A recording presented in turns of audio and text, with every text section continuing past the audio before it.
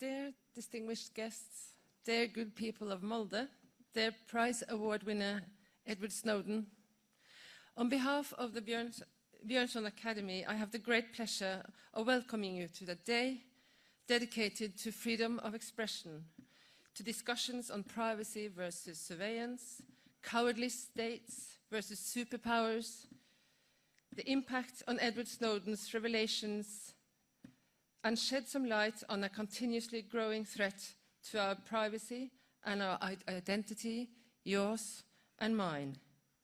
I have the great honor and pleasure as president of the Bjørnson Academy to be the one to award Edward Snowden this year's Bjørnson Prize.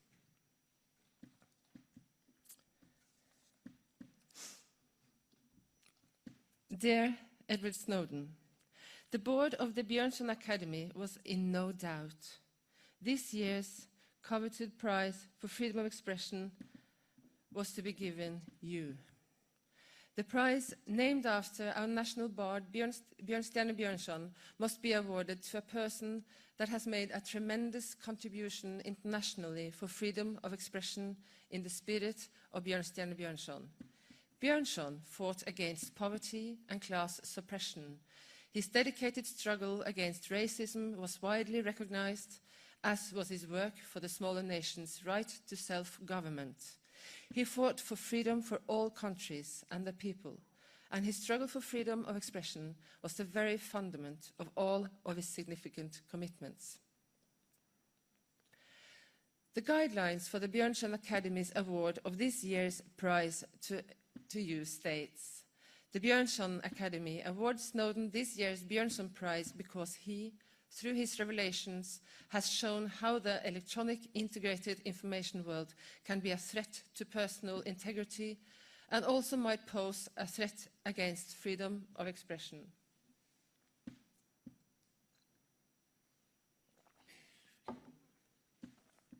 If everything being said and written can be recorded and stored by the state, the free exchange of thoughts, opinions and ideas will, in diverse and unpredictable ways, come to harm.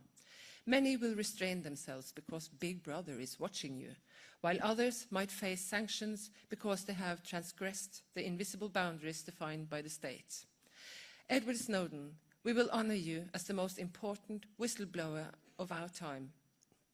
By your actions, you have shown the importance of fending for the personal safety and identity of everyone, the core values that Western democracies are based on, rights that are crucial for our lives in a free society. By awarding you the Bjørnson Prize as a whistleblower, we recognize your courage, and we also send a clear message to the world that all whistleblowers must be defended, and not least the one that is the planet's most wanted person. When another whistleblower, Daniel Ellsberg, was in Oslo in June, he told us to work even harder with your case. We must follow up what you have started and also strive to secure you asylum in a Western country. He reminded us that courage is contagious. When a wise man of more than 80 years looks you in the eyes and states this, it seems natural to regard it as a duty. Chairs have been empty in several important prize awards in Norway. The last time was when a Chinese dissident, Liu Xiaobo, was awarded the Nobel Peace Prize. There is an empty chair here today, where you should have been. Our empty chair does not symbolize free thought and free speech in China, but the Norwegian politicians' fear of offending their ally, USA. Our prize ceremony here today is a test of how independent Norway really is as a nation. It is a test we have failed. Edward Snowden, we award you this prize because you asked a fundamentally important question about which interests are most invaluable in our democracy: Norway's smooth alliance with the United States or the need to reveal the illegal acts of the American federal authorities. You deserve our prize because you have revealed the close connection between surveillance and freedom of expression, thus demonstrating that everyone's freedom of expression, yours and mine, is threatened. You received the prize because you have shown that a single person can stand up against the mightiest power in the world and that each of us has the ability to fight for the values we believe in. Bjørnson never accepted injustice. In his spirit, we therefore require that injustice is made just, and that you in person may come to Norway and receive the prize, this statue and the diploma. The Bjørnson Prize is, apart from the money, a statue made by the sculptor Hagbart Soløs, and the diploma is made by the artist Ellen Maria Hegdal. We have a considerable tradition of freedom of expression in this country. Norwegian politicians that usually defend them loudly have remained silent, apart from one honourable voice.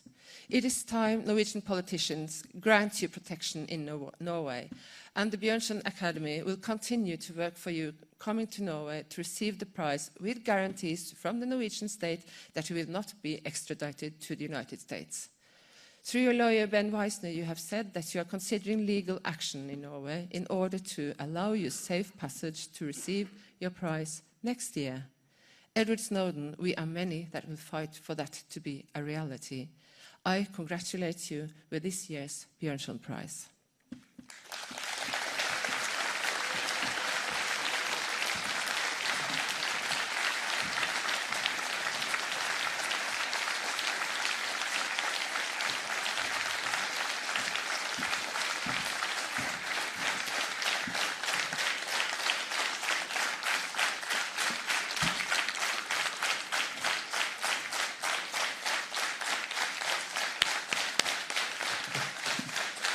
Thank you.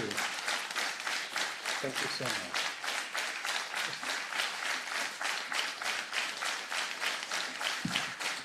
They're standing up for you now. Thank you. You're going to make me blush. Thank you very much.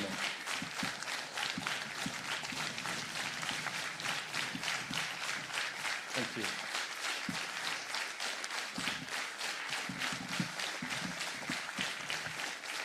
Thank you.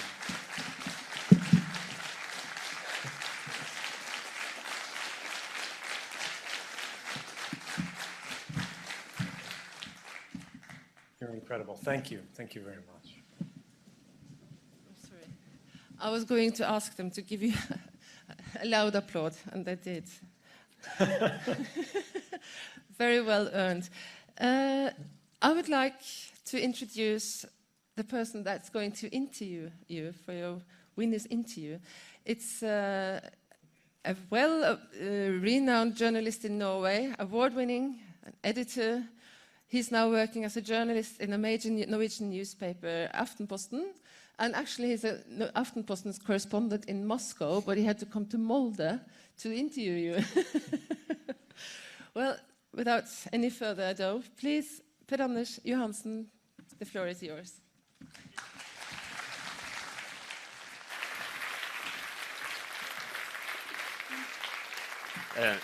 Snowden, we heard here in the speak that you are considering legal actions in Norway and perhaps other countries. Could you tell us some more about that? So I'm not a legal expert, so it'll be a little difficult to speak to the generalities of the case. But if I could say a few words generally before we get into the interview, we talk about freedom of expression. And we think about what that means in the context of recent years, the revelations of mass surveillance. And I think one of the challenges is that many people around the world think this is a project that's some sort of criticism. It's about anti-Americanism. It's about the dislike for this or that agency. But it's not. I love my country. I signed up for the army, the military in my country, before the Iraq war, because I believed the statements of my government, that they said this was to free oppressed people, this was to help people. Unfortunately, it turned out that not all of the statements that were made were honest. And many of the wars and conflicts since that period have resulted in tragedy. Now, the difficulty of what I saw as I moved to increasing levels of sort of access, awareness, as I was promoted again and again within the United States Intelligence Committee, was that I saw the statements that we were making to the American public and the public around the world weren't simply just untrue in the context of foreign policy. This also applied in domestic policy. It applied in the context of how we were interpreting the law. And this is fundamentally dangerous. It's about more than surveillance, I think. It's about democracy. It's about the relationship between the governed and the governing.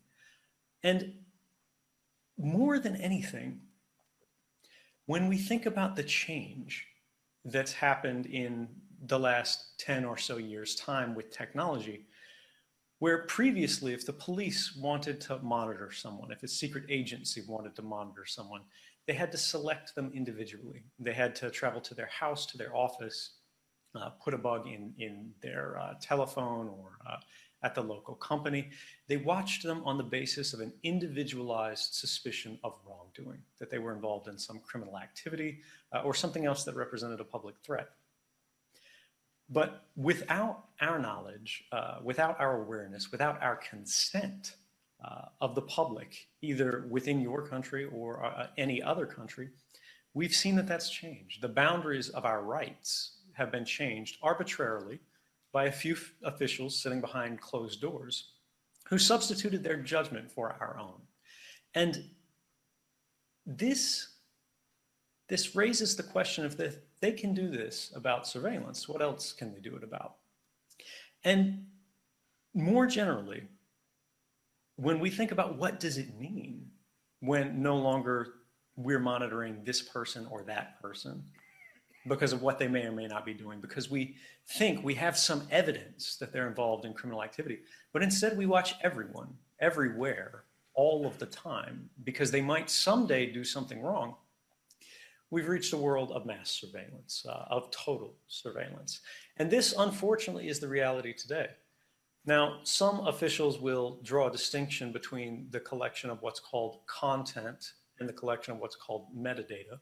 Content being, for example, the things that you say on the telephone, and the metadata being the general fact that you dialed someone on the telephone. But there's not a significant distinction here. The former director of NSA and CIA, my former boss, Michael Hayden, said we kill people based on metadata, and that's true. Because what metadata is, what's being collected on all of us, all of the time, whether or not you're suspected of any wrongdoing, are the entire details of your life, your social graph, everyone you associate with, all of the activities that you engage in on the internet, the websites you communicate with, the people that you've messaged with. All of these things can be derived from metadata. It's called a proxy for content. You may not have the content. Snowden, excuse me, you said that you loved your country, but I know that you read these documents that the Norwegian Broadcasting was able to reveal a few days ago about how the American government wants to get you. If you had come here to Molde, they would have put you in jail and probably sent you to US immediately. What did you think when you read those letters? You know, it's difficult to ask someone what they think about their government hunting them when they're trying to serve their government, their country, their people.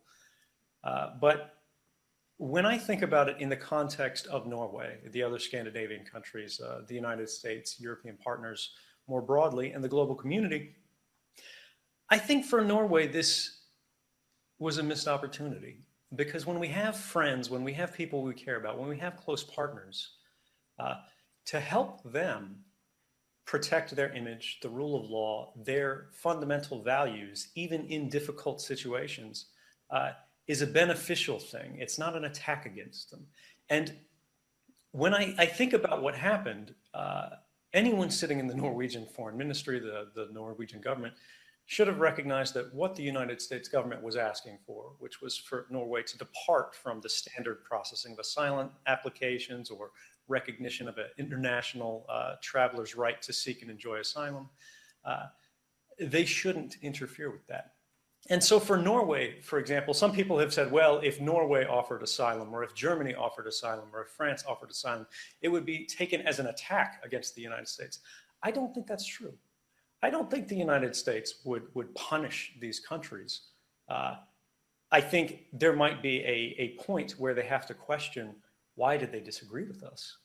But when you look at it in the longer, broader perspective, the reality is the United States suffers its image, its reputation every year that it is standing against human rights, whether that's in a single case or whether that's in many cases. And if Norway can help the United States return to protecting human rights in all cases, even in a small way, even in a single case, I think that's good not just for Norway, that's good for the United States. And that should be seen as the action of a friend, not an enemy. But do you feel in a way betrayed?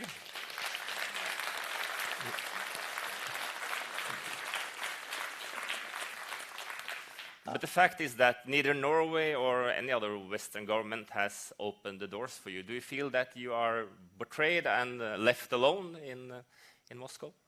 I knew the consequences of my actions when I took them. Honestly, I never expected to be free today. I expected to be in a prison. I didn't expect to get awards. I expected my reputation to be ruined because there were a number of incredibly powerful officials in governments around the world who were personally embarrassed as a result of these revelations. But this is information that the public needed to know and had a right to know. You know, we deserve to know the role that we have within our society, within our government. I didn't do this to change the policies of every government in the world. I didn't want to tell anybody what they should and shouldn't do. What I wanted is for us to have the opportunity to make those decisions for ourselves, to return to the public their seat at the table of government. And so, yes, I have suffered as a result. Yes, I have lost many things. I can't return to my home. It's difficult to see my family. I had a wonderful career where I was living with the woman that I loved in the paradise that is Hawaii. But I've also gained a lot more. And I'm satisfied with the decisions I've made. And yes, while my government still stands against me in some ways, my country and many other countries are still with me because it's not about me. It's about us. It's about what happens to all of us. And if we witness some injustice and do nothing simply because it protects us, simply because, you know, our quality of life suffers no impact as a consequence, that may be comfortable, but it's not right. How would you describe your current situation in Moscow? It's a normal life. I mean, I would prefer to be living in my own country. But exile is exile. You know, the United States government can stop me from sort of shopping at Walmart, you know, going to the local megastore. But they can't stop me from lecturing at Harvard or Princeton or engaging with you or the media. And my work now, being able to advocate for the expansion of human rights, for the defense of the internet, is something that I can be proud of. And every day when I wake up, it's no longer like when I worked at the NSA where I was using the tools of mass surveillance to monitor everybody in the world. And of course, Norwegian citizens' data is in the database the same as everyone else's, including the United States' own politicians, because that's what collecting it all means. It means everyone is in there. But while you have been living in Moscow, you probably know that the Russian government has cracked down on internet and set the freedom of internet back many years. How is it for you with your engagement to watch this in Moscow happening right now? It's disappointing. It's frustrating. And I think it's a mistaken policy that I've been quite critical of in the past and will continue to be in the future. Because this drive that we see in the Russian government to control more and more of the internet, to control more and more of what people are seeing, and even parts of people's personal lives, you know, deciding what is the appropriate or inappropriate way for people to express their love for one another. Not only is this fundamentally wrong, it's not the place of any government. It's wrong in Russia, and it would be wrong anywhere. And the most difficult thing for me is because of my lack of mastery of the Russian language and so on and so forth. There's very little I can do to contribute or change that. But I can take satisfaction in the fact that my ultimate goal, my first goal actually, is that I have to fix things in my own country first. I have heard that some of the most outspoken freedom fighters in Russia, like the chief of the Wikipedia, he said that, well, you had done great things, good things globally, but for those who fought in Russia, it was a disaster that you came there, because he claimed that your presence has been used by the government to crack down? I'm not sure what the basis for that specifically would be. Certainly, there's nothing I've done personally because I haven't engaged in the Russian political process at all. Again, I don't speak Russian. But generally, I think the challenge is that the opposition in Russia is quite weak. They're strangled. They're very limited in what they've been able to do, what they've been able to achieve. And this is a warning to everyone else around the world who sees these policies of surveillance, these policies of control, of censorship being enacted in one place, and to institute safeguards in their own country to prevent it from happening there. Unfortunately, we haven't seen that happen uniformly. In some countries, even countries that we would consider developed, for example, France, Australia, Canada, we've seen more repressive, more restrictive laws rolled out in the wake of this new awareness than we have before. And that's something that we all have a role in stopping, not just one person. I read that Julian Assange in the WikiLeaks, he said a few days ago that you were very reluctant to go to Russia, that you didn't want to go there. Have your fears come true? For me, there was I think this was based on an interview he said recently where he said he advised me to go to Russia. And that's true, he did, but was it a good advice? Was that a good advice? No, I don't think so. I think his intention was good. He was focused primarily on my safety. As a publisher and having a source, he was interested in the source protection angle. But for me, the problem is I wasn't interested in my own safety, my own protection. I never intended to go to Russia. That was never my plan. I was only transiting through it en route to Latin America. Unfortunately, my passport was frozen. It was canceled by the United States after I left Hong Kong and I was in the air traveling to Latin America. So when I was grounded in Russia, I couldn't travel further. Now, I applied for asylum in 21 different countries. Russia was actually one of the last countries in that sequence that I applied for. And it was interesting because even though they were in Western Europe, they were in, I believe, Canada, Latin America, all around the world, they were all silent on technical basis, largely. They didn't want to say whether they would or wouldn't grant asylum, and Norway was among them. And ultimately, at that point, there was very little choice I had. When there was when there was a report that the Bolivian president may be considering granting me asylum and allowing me to travel back with him, the United States worked together with France, Spain, and I believe it was Italy to ground his airplane. The president of Bolivia, the first indigenous president of Bolivia, ground his airplane as it flew over Europe to search it for me, just on the off chance that I might be on it. And this was extraordinary. It was without precedent. So it became very clear that even if I were granted asylum in a place like France at that time, it would be very difficult to travel through the countries that were between them. Now, today, I think this has changed, and I think there's a stronger opportunity than there ever has been before, because the United States government's largest criticism of me has been that these revolutions would cause harm, that they would put us at risk, that they would cost lives. And this was in June of 2013 that these claims were made.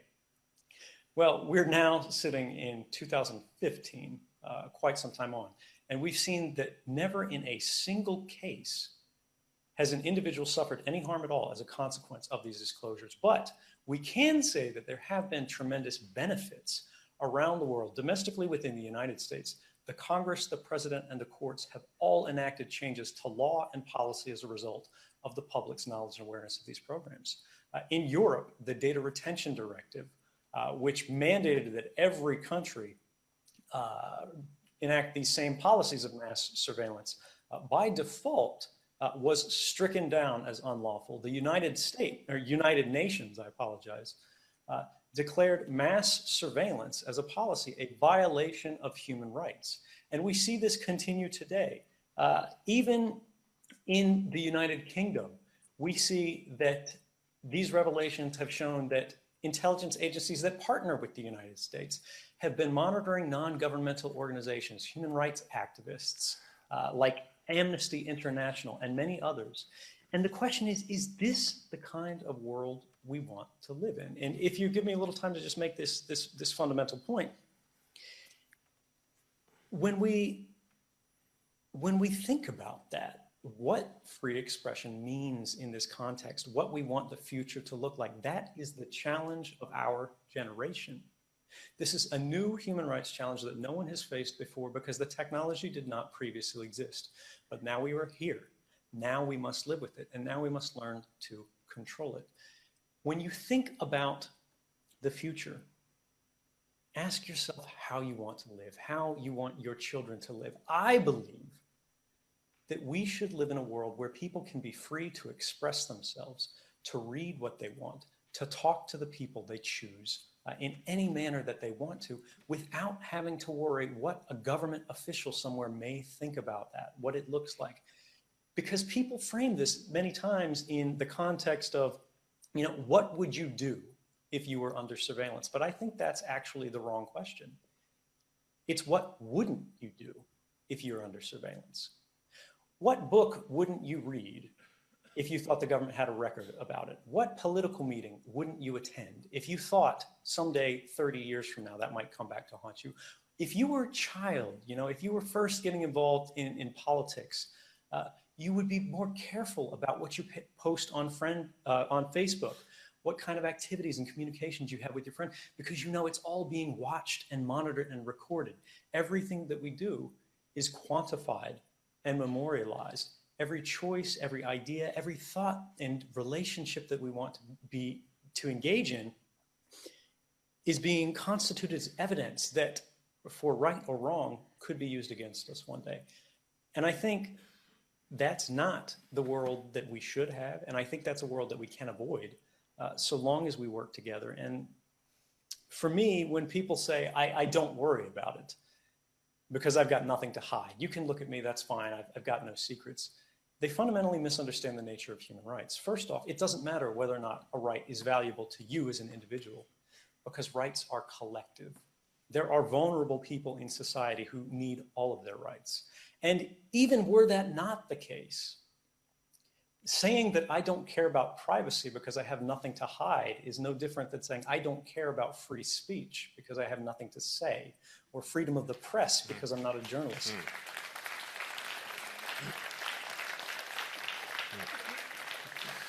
But do you feel that you have a... Sorry, just to... Okay, please let me know when I can ask questions again. Yeah. I apologize.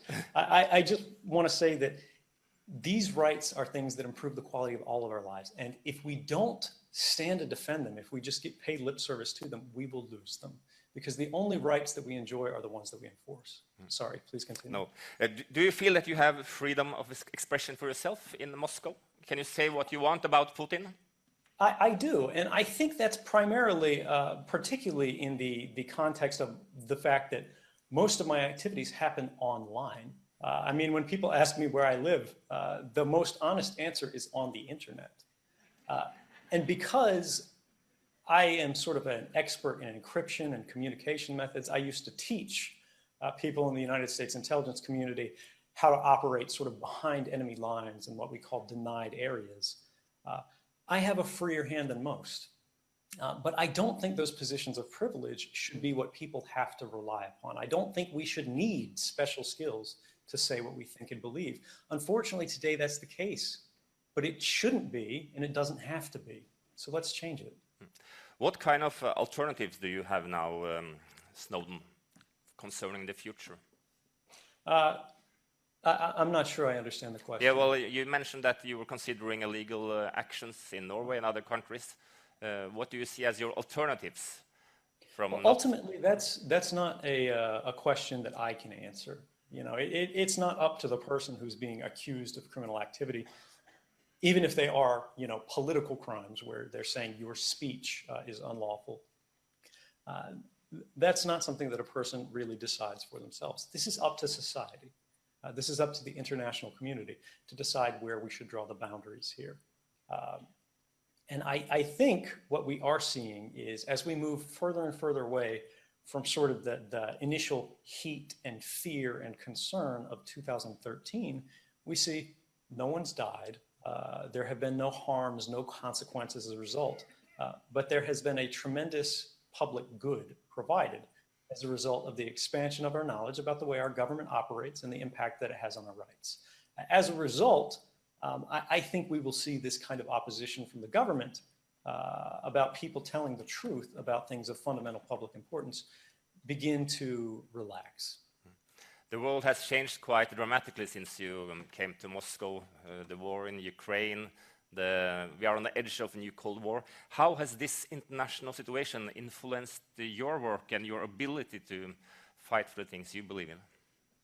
I think it's been important because it's shown that international politics are constantly changing, and in many ways, trying to make decisions about where this country or that country stands on an issue today is a mistake. If we look at the current state of law in a given country, in Norway, for example, and go, oh, well, this could never happen here, even though we know that's not the case. For example, Aftenposten, I believe, did an investigation on cellular interception in Oslo, which showed that, or not Oslo, I apologize. Yeah, yeah. That's right, yeah, that's right, yeah. You are right, yeah. They showed there was cell phone interception occurring throughout the city. And of course, the police denied it at the time. They said it was a misunderstanding, but further evidence has come out that, yes, of course, it's clear it is occurring. But even if that weren't the case, even if the best legal reforms were passed in Norway at any country in the world, you know, it was a paradise of human rights. The special services, spies and things like that would never interfere with the activities of human rights organizations. Those rights stop at Norway's border. And the internet is an international construction that passes through all borders in every place. And as soon as your things, you know, route through Denmark or Sweden or Germany or the United States, they're going to be treated in a different way. And when we think about this in the international context, in the global context, it becomes clear that we cannot count on laws alone to protect human rights in an age where technology is being used as the means for violating them. We have to create new technical standards, new technical means that protect the communications of everyone, everywhere. And this is important, particularly for people who believe in the progress of human rights over time, who believe that our rights should expand as we become a more sophisticated and civil society around the world. Because countries that lag behind on human rights, countries that fail to put forth protections, countries that intentionally want to interfere in the communications of their citizens and so on and so forth. We, as an international community, technologists, academics, politicians, can create new means of enforcing human rights through technology beyond borders. So we can provide measures of human rights protection for everyone everywhere, whether they are in Norway, the United States, Latin America, China, or Russia. You have said many times that you hope that more whistleblowers will dare to stand forward and speak up their mind. But when we look at your situation now in Moscow, don't you think that what happened to you, the reactions you have received, the isolation, that this has made it more frightening for other whistleblowers to stand forward?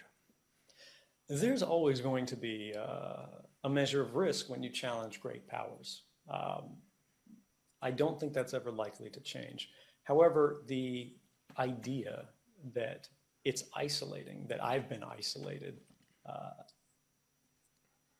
even that that's happened, or that if that's happened, that would change my determination, I think is a mistake. Because I would argue quite the contrary. When I was sitting at a desk behind the NSA and trying to change these things internally, you know, I went to my supervisors, I went to my colleagues, and I said, do you think this is right? We're collecting more communications, we're monitoring more Americans than we are monitoring Russians or Chinese or these other areas. Do you think that's really appropriate? Is that what our mission is? And of course they would say, no, no, no, but what can you do? If you say something about this, they'll destroy you. You'll lose your career, you'll lose your job, whatever. Rather than being isolated, rather than, you know, the influence of civil society as a movement being decreased by this, I would argue that it has increased phenomenally. The very first program that the journalists revealed based on my information has been ended as a result of these disclosures. The courts declared it unlawful, and that it had been unlawful through the entirety of the time it had been operating. And I think this shows the fact that I'm talking to you here today. Rather than being isolated, I'm more engaged than I ever have been before.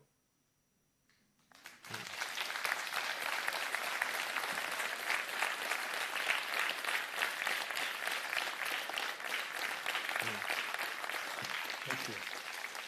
You mentioned some of the consequences of the NSA files. What is the most important concrete consequence, in your opinion? When we think about, I would say at least the contents, you know, what these stories were about, what they mean, is that we are being observed. Efforts are at least being made to observe us, even if they're not by your government, by other governments. And we need to change the fabric of the internet as a result. We need to protect everyone's communications by default through a technology known as encryption to provide a level of protection. When we put it on the other side, the government's side, they say, well, these things are necessary to keep us safe. Again, investigations that occurred since these stories broke show that they've never stopped a single terrorist attack. And we see that trend continuing since 2013. In the Charlie Hebdo attacks in France, for example, the intelligence services say, oh yes, we knew who these people were, but it didn't stop the attack. In Canada, we saw the same thing. In Australia, we saw the same thing. They say, yes, we knew who they were because they know who everyone is. They're watching all of us. But it doesn't actually make us safer. And in fact, it makes us less safe. It makes us less free. It makes us less competitive because people stop trusting our products and technology because they wonder how these accesses will be abused. But I wonder what are the most important concrete consequences in terms of changing laws? What do you see as the most important things that has come out of your work? Well, the thing that I always think of in this is the truth is the biggest consequence. Before, we had no idea what was happening. We were living in an illusion. And it was because the government, our own government, our representatives simply did not trust us. Now we know the truth. Now we have a voice, and now we can change things. Now we can make things better. Now we can improve the situation that we all live in. We can be both safer and more secure. We can be both more capable and more free if we work together instead of working against each other. And I think that is the thing that's likeliest to help us in the future. Our time is running out now.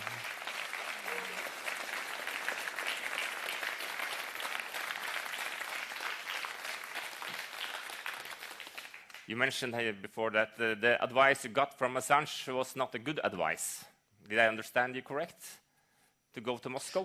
What I meant was I wasn't saying his advice wasn't good in the context of source protection or whatever. I'm saying it was not for me. He advised this, and I disregarded it because I'm not interested in my safety. I'm interested in doing what's right. Have you ever regretted what you did after the life you have lived now for 2 years? No, absolutely not.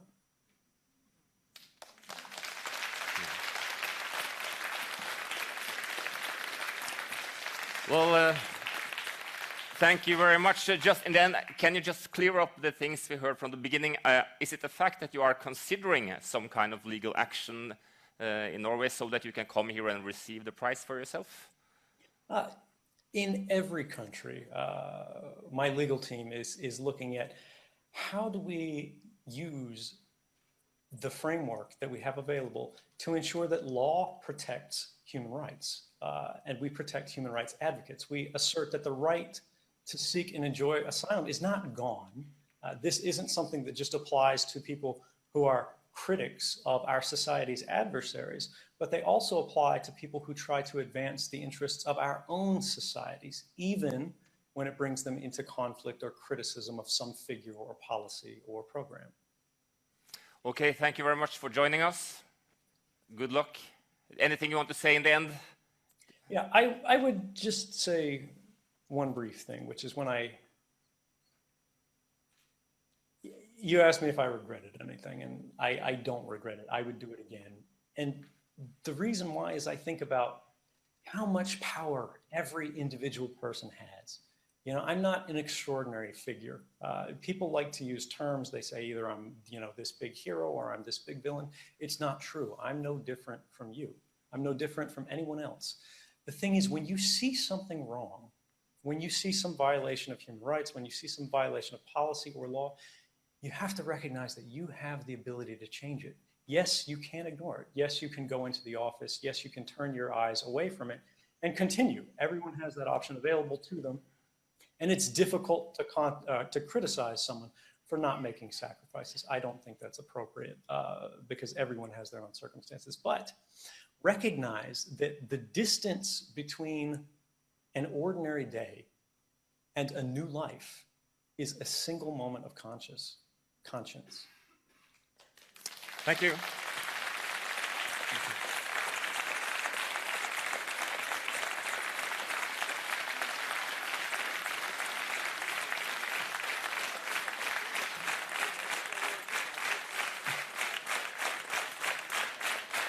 Thank you so much.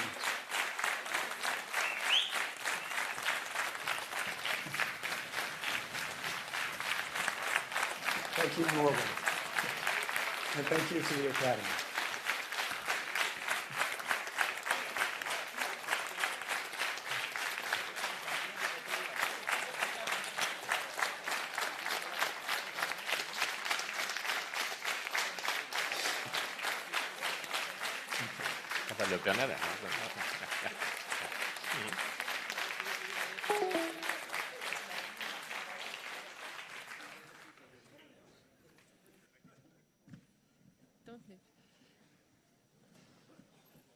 Wow.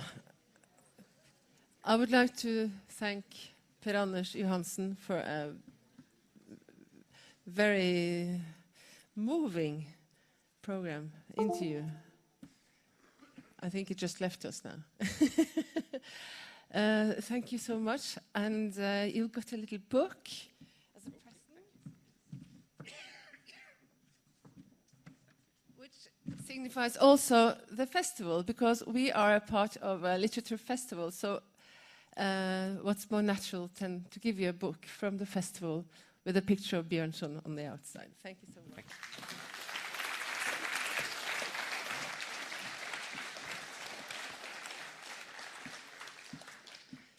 And now I have the great honor to present Luke Harding. He is an award-winning foreign correspondent from The Guardian with very expensive experience. Actually, I suppose you have paid a price for your experience as a journalist in conflict zones. Most certainly, you have paid a price being a correspondent in Moscow. In 2011, you became the first foreign journalist since the end of the Cold War to be deported from Russia. You are also an author of several books, including The Mafia State, which, well, was one of the reasons why we were deported, I suppose. And the book about WikiLeaks, Inside Julian Assange's War and Secrecy, and most recent, the Snowden files. And I would like to tell you that he opens the floor for questions during his speech. He is very interested in interaction with you, so please participate when he invites you. Okay, Luke Harding, the floor is yours.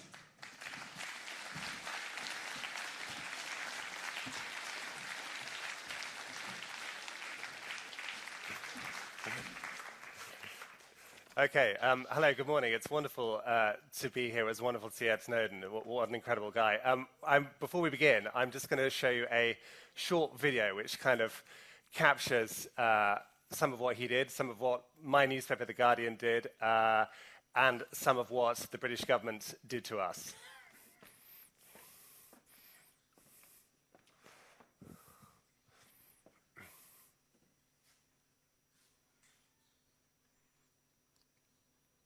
Can we have some sound?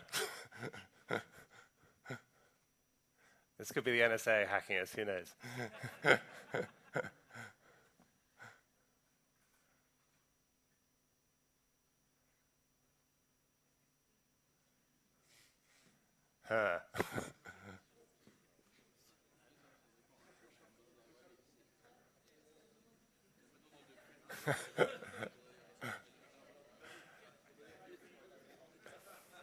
Okay, it looks as if we've been hacked. Guys, is this going to work? Do you want to give me a thumbs up, thumbs down?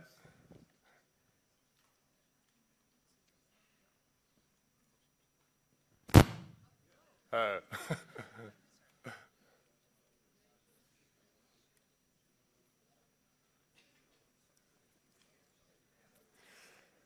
So listen, maybe we come back to this. If you just wait, is it good? It's good. Okay.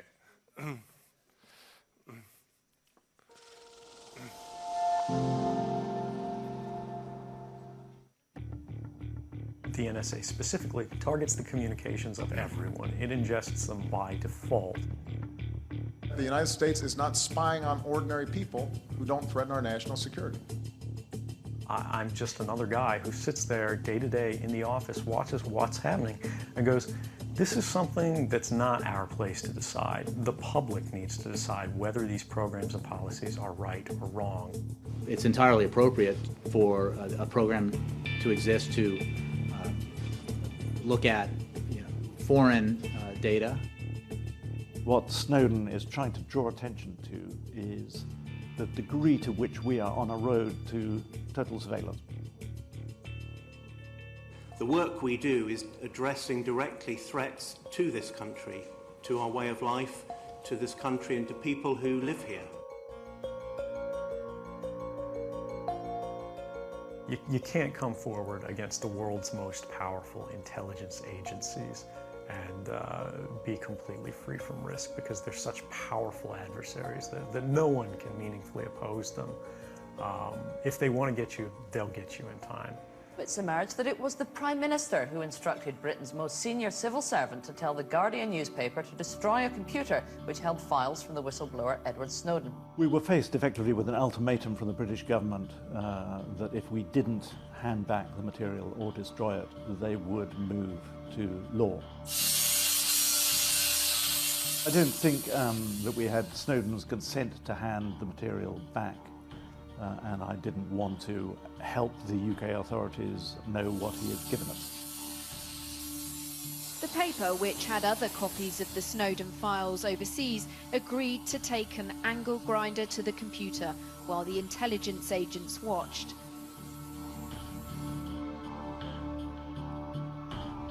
I think the plain fact is that what has happened has damaged national security, and in many ways the Guardian themselves admitted that when they agreed, when asked politely by my National Security Advisor and Cabinet Secretary to destroy the files they had, they went ahead and destroyed those files. In America, the White House spokesman was asked, would Obama ever do such a thing? That's very difficult to imagine a scenario in which that would be appropriate.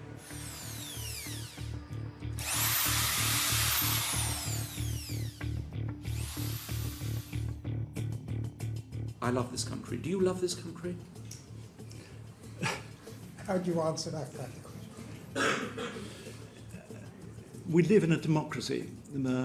Most of the people working on this story are British people who have families in this country who love this country. I'm slightly surprised to be asked the question, but yes, we are patriots, and one of the things we are patriotic about is the nature of the democracy and the nature of a free press and the fact that one can in this country discuss and report these things. I think that the public is owed an explanation of the motivations behind the people who make these disclosures that are outside of the democratic model. When you are subverting the power of government, that's a fundamentally dangerous thing to democracy.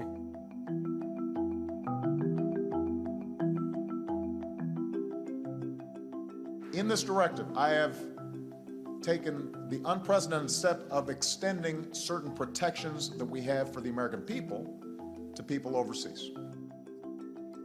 which will limit the duration that we can hold personal information while also restricting the use of this information. I don't want to live in a world where everything that I say, everything I do, everyone I talk to, every expression of creativity or love or friendship is recorded. Well, what a morning. I mean, I'd just like to begin by saying how much I think it's a wonderful decision that the Bjørnson Academy have given this year's prize to Edward Snowden, and what a terrific video chat we just had with him.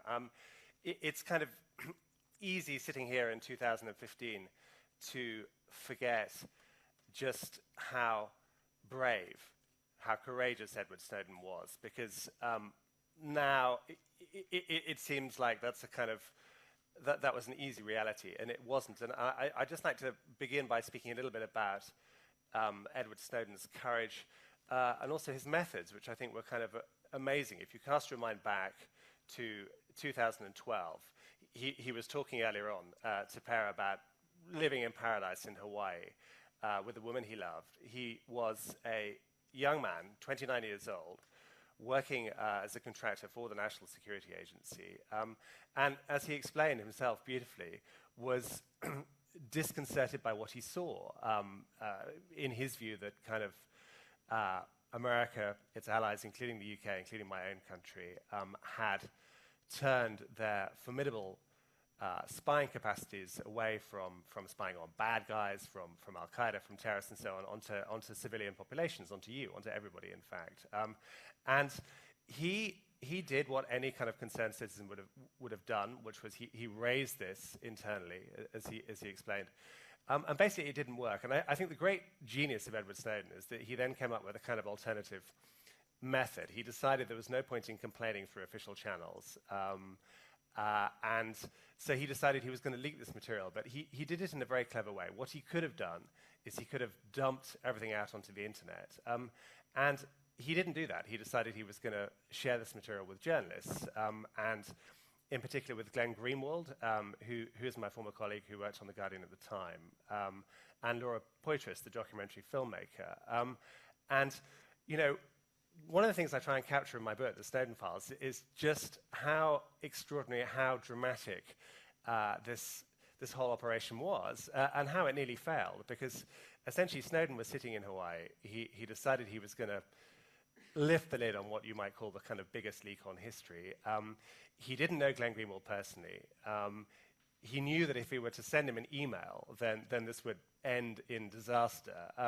And so what he did, from a kind of private account, was to send a kind of tantalizing one-liner to Glenn, who lives in Rio, in Brazil, saying, you know, I am a senior member of the intelligence community. I may have something which is kind of worth your while.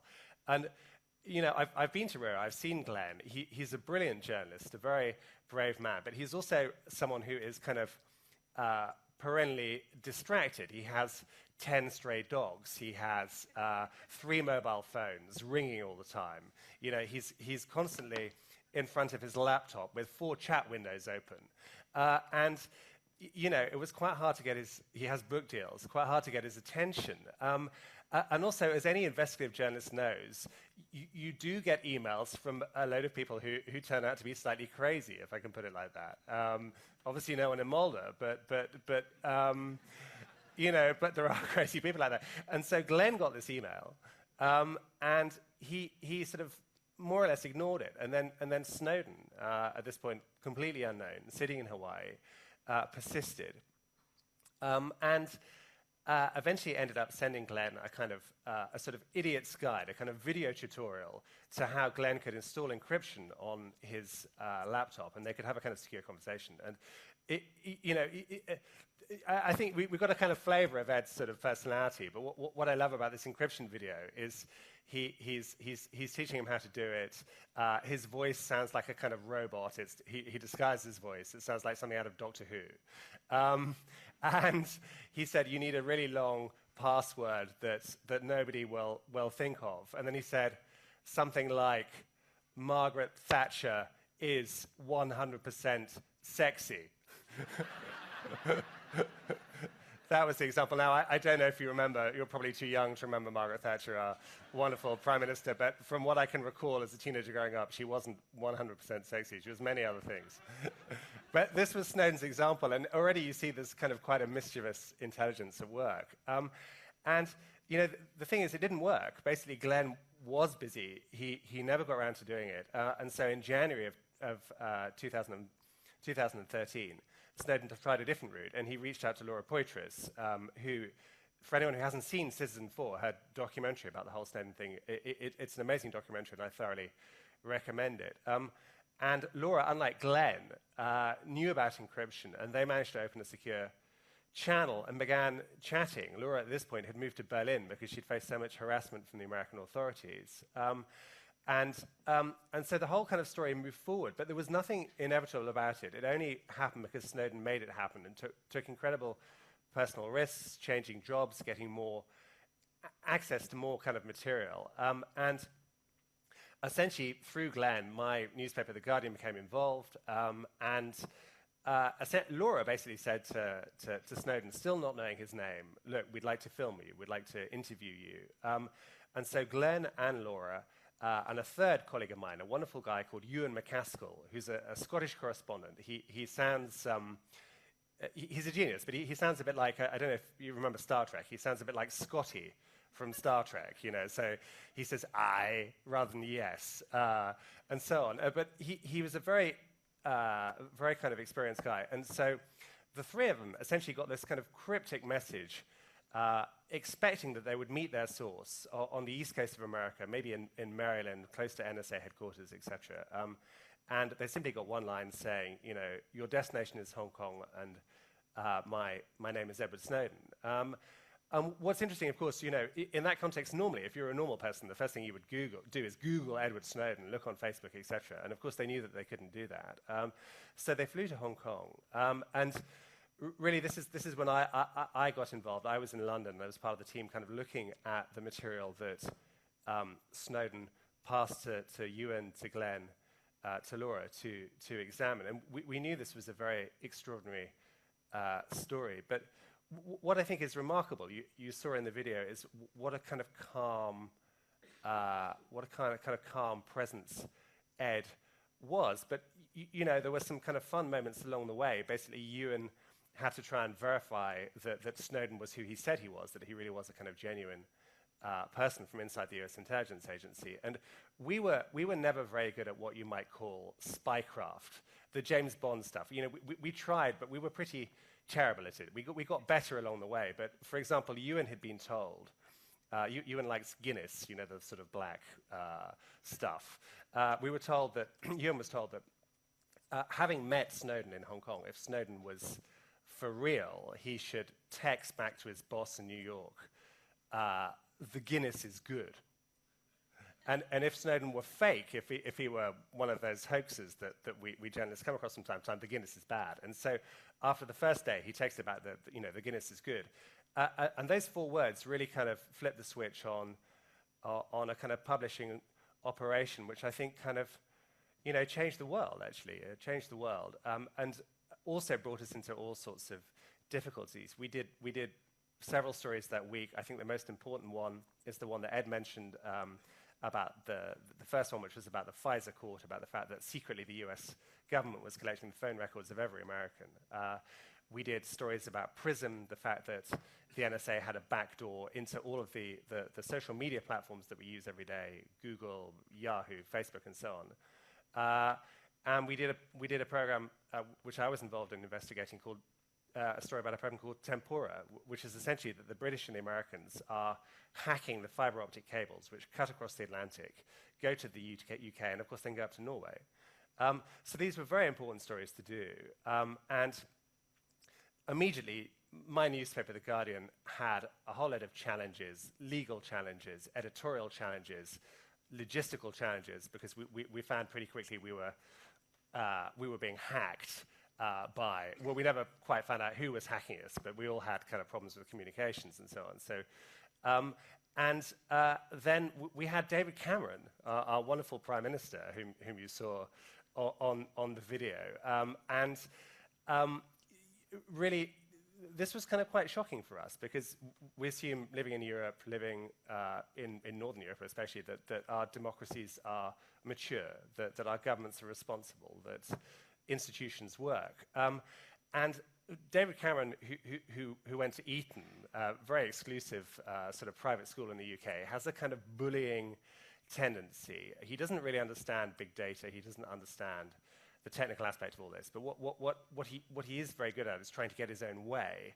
And so as we were publishing these stories, he sent various emissaries to The Guardian, to my office, where I was working in a secret bunker on the 4th floor, looking at the Snowden material with our windows papered over so that no one could peer in from across the road and see what we were doing, working offline, being very kind of careful with security guards outside and a small team of senior journalists who are looking at this material, not to write sensationalist stories, but to do essentially what Ed Snowden had instructed us to do, which is to look for stories of high public importance, which were about not spying on terrorists, but the mass surveillance of everybody. So that is what we were engaged in. But this was too much for our government. And so David Cameron, I think, sitting in cabinet in London one day, extended his kind of languid Etonian arm and pointed to his cabinet secretary, someone called Sir Jeremy Hayward, and said something like, I don't know what was said, but it was something like, Sir Jeremy, go and deal with these awful people from The Guardian, sort this out, do something. Cameron always wants to do something. So Sir Jeremy turned up at my office a few days later and met Alan Rusbridger, at the time editor-in-chief. And Alan basically explained that we would consult with government, we were responsible about this, we would give them a broad idea of what we were going to publish so they could raise specific national security concerns if they had them. We said the same, incidentally, to the Obama administration in Washington. And Sir Jeremy wasn't really interested in this. And he said, the Prime Minister is very concerned. And then Alan, my boss, explained about Glenn Greenwald. He basically said, well, look, if you force us to destroy the Snowden files, which we have in London, this won't work because there's copies of this material which exist in Rio with Glenn, with Laura Poitras in Berlin. We were partnering at that point with the New York Times. So this was a kind of international publishing operation. And so we explained this to Sir Jeremy, David Cameron's representative. And Sir Jeremy said to us, he said, the Prime Minister cares a lot more about The Guardian than some American blogger. That's what he said. And then he added, and this is the bit I really love, he said, you should feel flattered that the Prime Minister thinks you are important.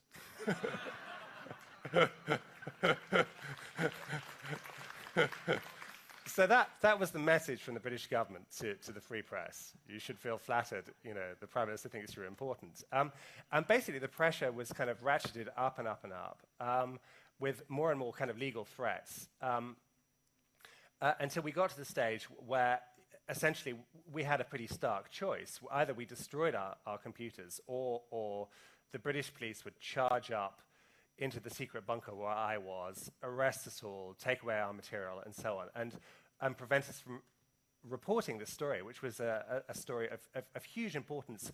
And also, I have to tell you, as a journalist who worked on it, quite difficult. It was actually rather hard to understand some of these programs. Now we understand them perfectly well, but when you are faced with a technical secret document, you don't necessarily know what to do. I mean, one thing we did discover fairly quickly was that the British spies and the American spies had very different approaches. So the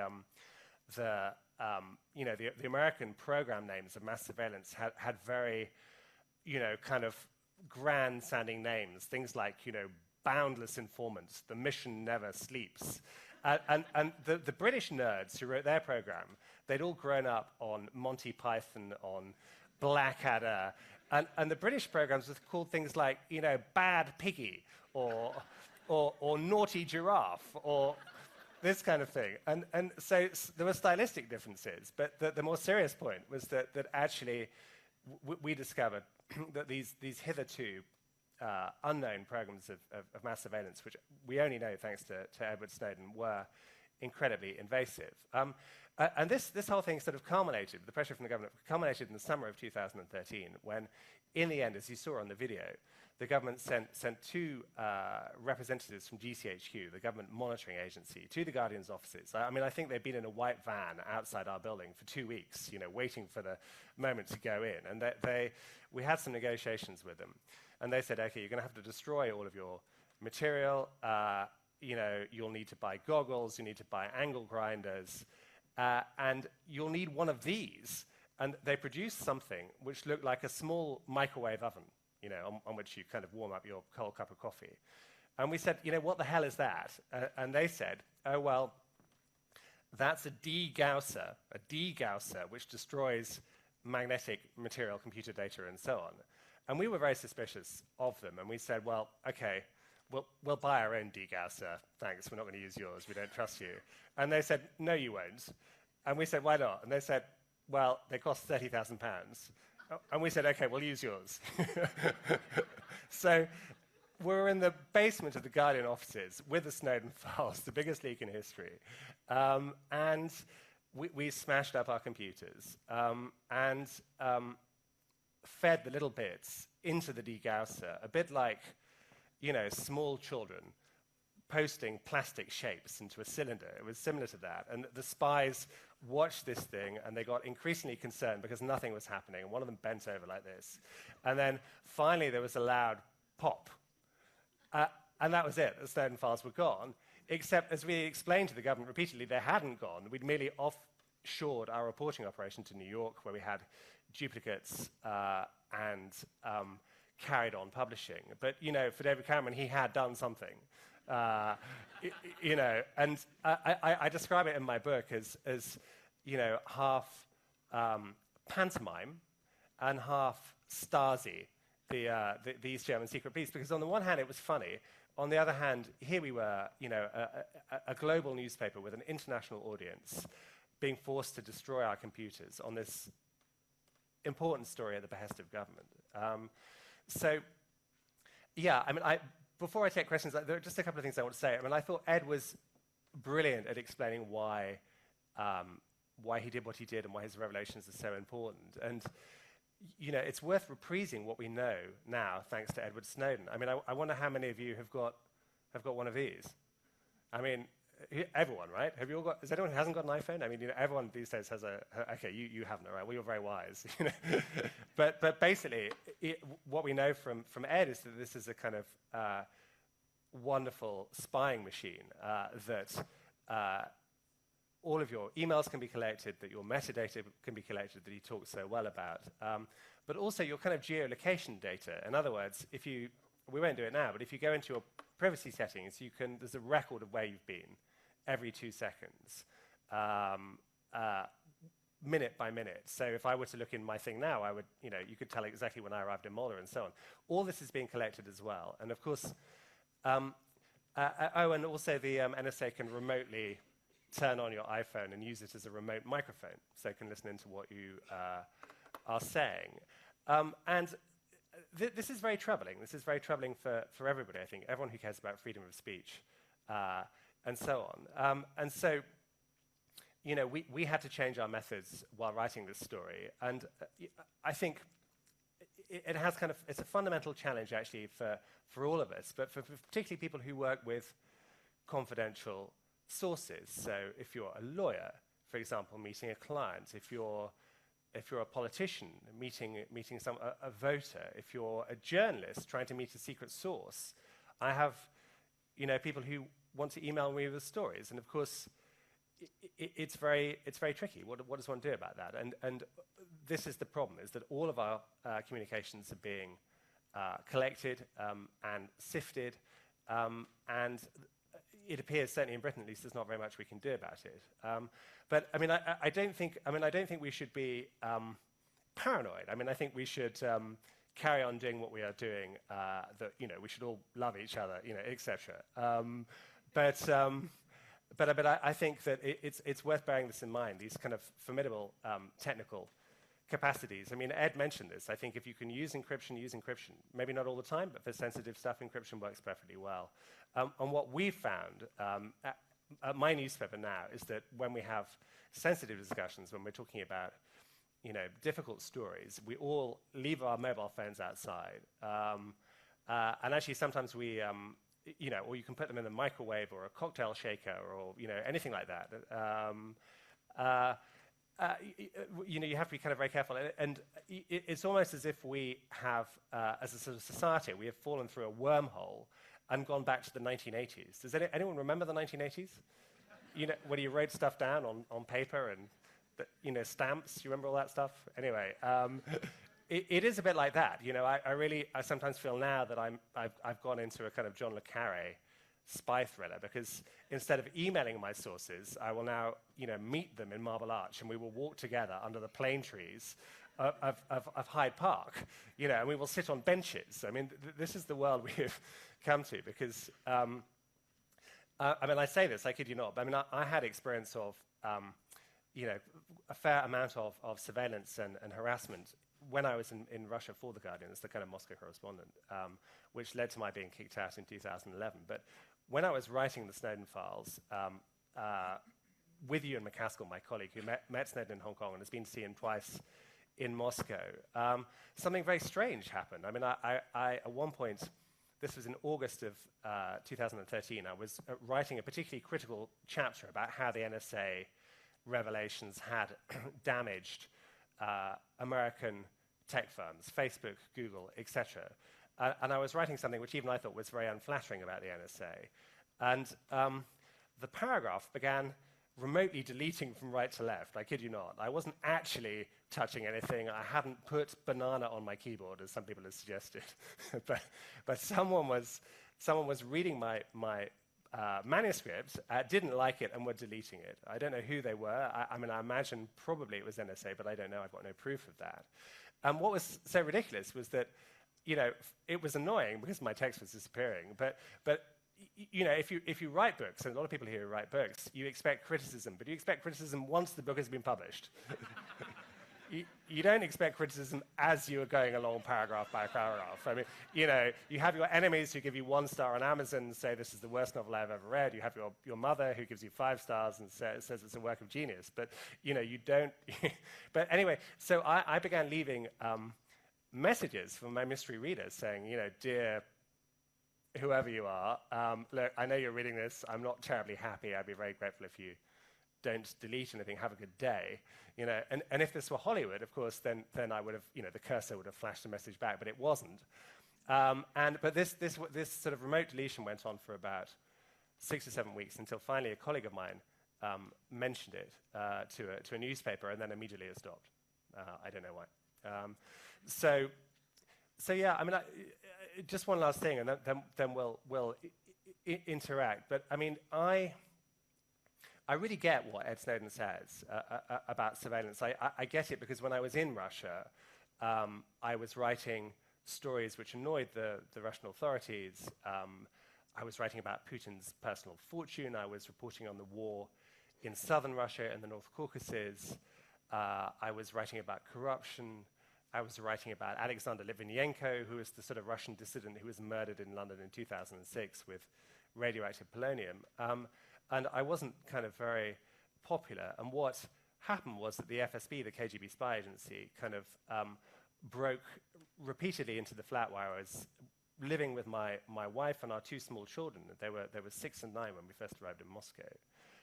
And we took advice from the British Embassy that they had bugged our apartment, and they also had video, and which we couldn't remove, including in the bedroom. so it's kind of funny and it's kind of not funny. And we actually on one occasion they left various kind of presents to show that they were there. On one occasion they actually did leave a sex manual in Russian. These guys do have a sense of humor. They'd actually bookmarked it to page 138, which gave advice on orgasms. So I was reading this thing. It's one of the most surreal moments of my life, thinking, what is the KGB trying to tell me? Is this a problem of frequency or a technical thing, or what is the message? But it was funny, and we joked about it because that was the way one survives being surveilled. But it was also quite sad, and we were in a small little kind of wooden cottage in Moscow, and in the garden, often covered in snow, we had there was a small plum tree. It never gave us very many plums, but we would go, if we wanted to have a private conversation, we would go and stand by the plum tree, and the plum tree for us sort of signified, private space, and I think it was a tremendous privilege seeing Ed Snowden this morning, and I think what he says is absolutely true. If you are an ordinary citizen, a writer, a teacher, whoever you are, it's what you do online. The beginning assumption has to be that it's private, because the kind of surveillance that I experienced and others have experienced, corrodes the soul, I would say. And so anyway, let's move to questions. But it's been a wonderful morning, and I was very pleased to see Ed on such good form. Thank you.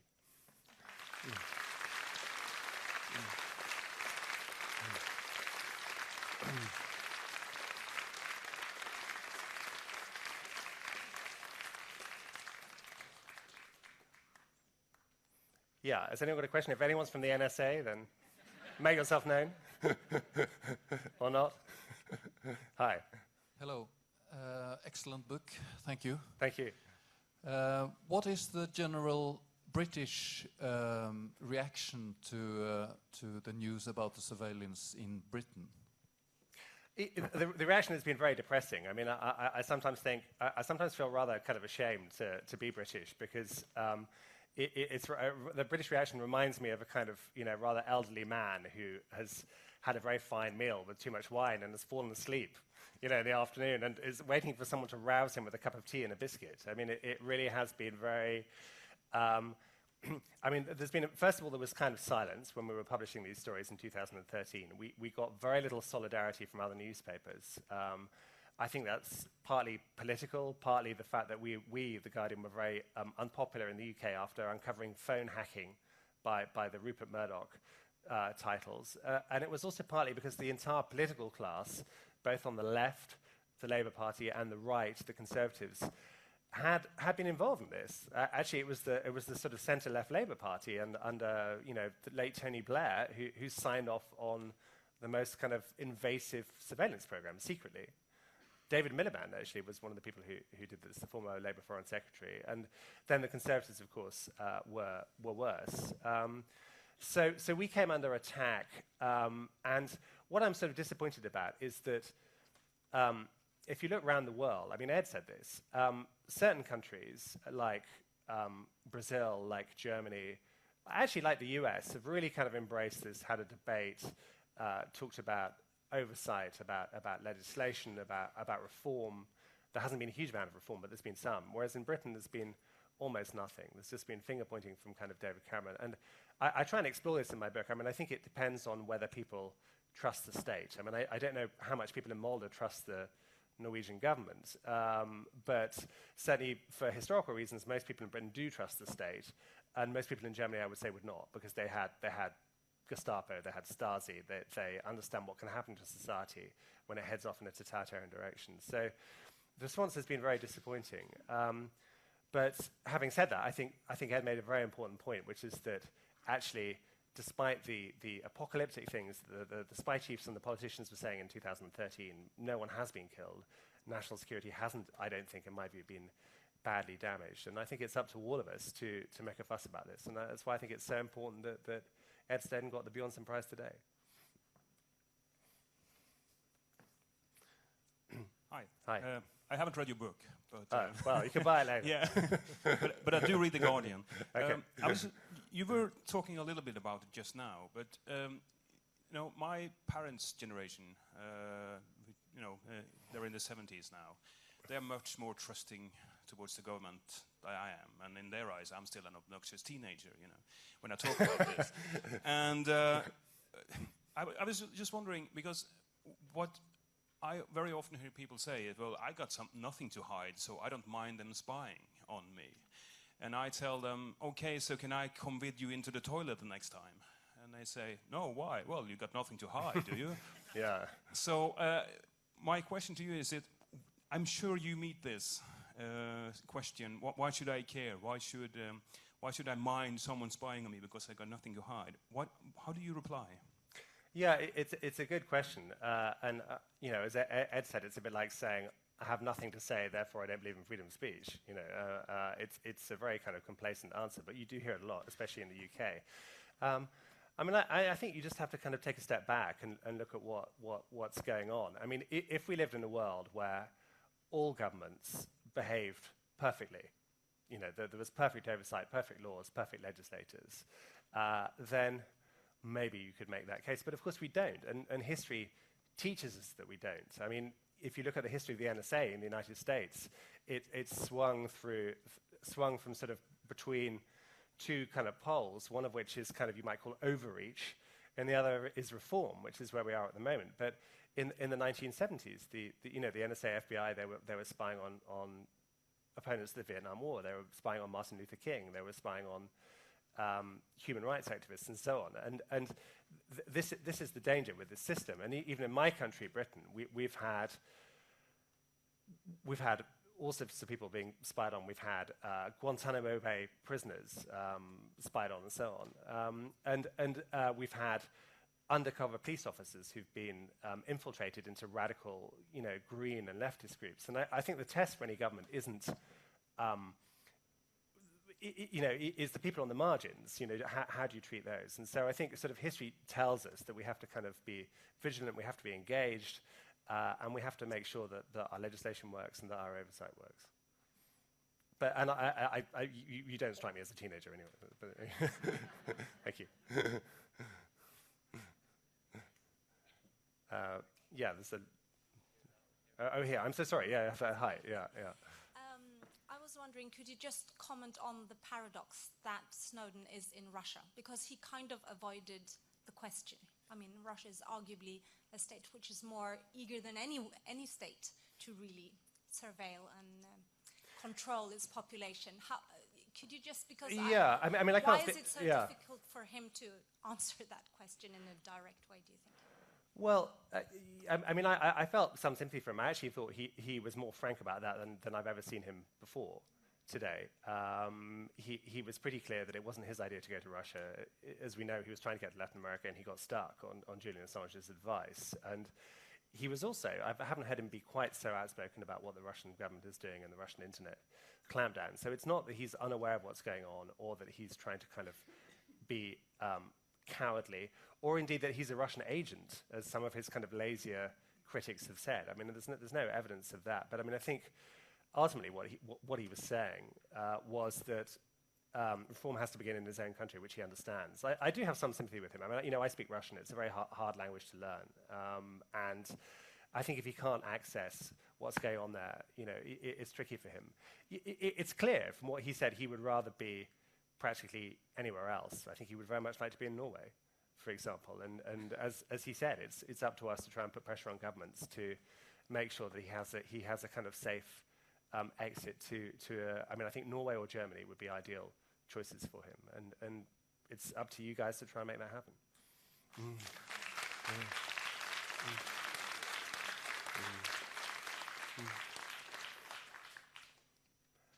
Okay, last question, yeah. You mentioned having a wife and kids and children. Have you ever felt personally in danger doing what you do and people around you, like journalists in your position? Personally, not in physical danger, I don't think, although, you know, me and the Russian government and the FSB in particular, we don't get along. But I think what I'd like to say, since this is a freedom of expression sort of platform, is the people I'd most like to pay tribute to are actually Russians, human rights workers and journalists, whom, as you know, many of them have been murdered. 23 have been murdered since 2000. Very brave people like Anna Politkovskaya, Natalia Estemirova, who worked for the human rights organization Memorial in Chechnya, who was murdered in 2009. And in a way, for foreigners, there are different rules than there are for Russians who are seen by the Kremlin as being, you know, traitors in some way, in inverted commas. And they are tremendously brave people. There are whistleblowers among them. As I said, many of them have been killed. And I think really it's easy for us in a country which works, with the laws that work, with the institutions which work, to underestimate just how brave these people are, and I salute them. Thank you. Thank you very much.